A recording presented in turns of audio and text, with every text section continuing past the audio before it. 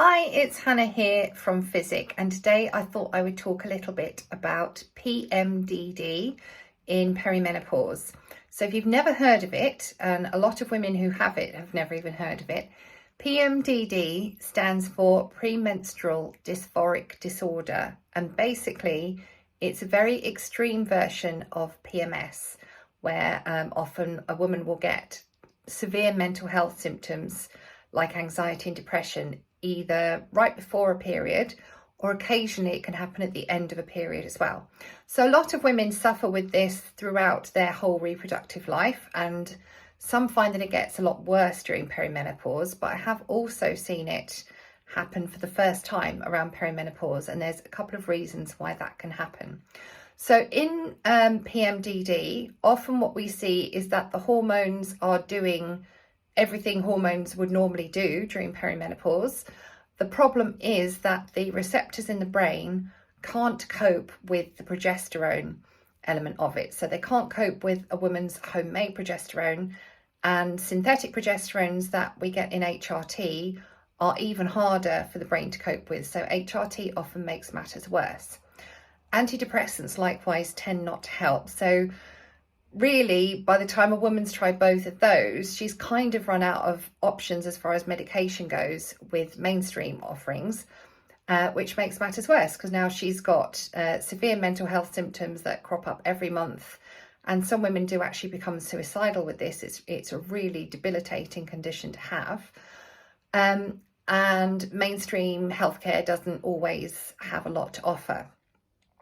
So this has been a bit of a recurring theme in my practice recently, and there are a couple of reasons we know that sit behind this. So the first one is that high histamine levels can actually affect the shape of the receptors in the brain and stop them latching on to the progesterone properly. Histamine is quite complex and probably a talk for another time, but let's just say that in the last few years, high histamine has become more of a problem than it was previously, and in any case, it can become more of a problem during perimenopause as well. So the fix for that is really to temporarily go onto a low histamine diet and take herbs and supplements that will naturally lower histamine levels in the body for a period of time, and then slowly start introducing a normal diet. It's a bit of a pain, but it can really make a big difference. The other thing we have noticed with PMDD is often there's a link to childhood trauma, and without us realizing, this can begin to replay again during perimenopause. So we will get extreme symptoms like extreme insomnia, particularly if the trauma has been around nighttime in particular.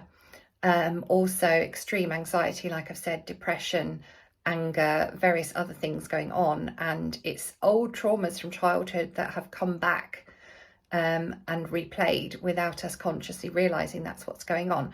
So where that's the case, obviously we need to be looking at using talking therapies, hypnotherapy, maybe EFT or EMDR, any tool that seems to kind of fit the bill to deal with the trauma on that level is really helpful. So at the same time, we use the herbs to help the person out of their stress response, help them to cope with the high histamine, help to bring the histamine levels down, and help to just get everything back into balance. Reducing that inflammation in the brain as well is really important.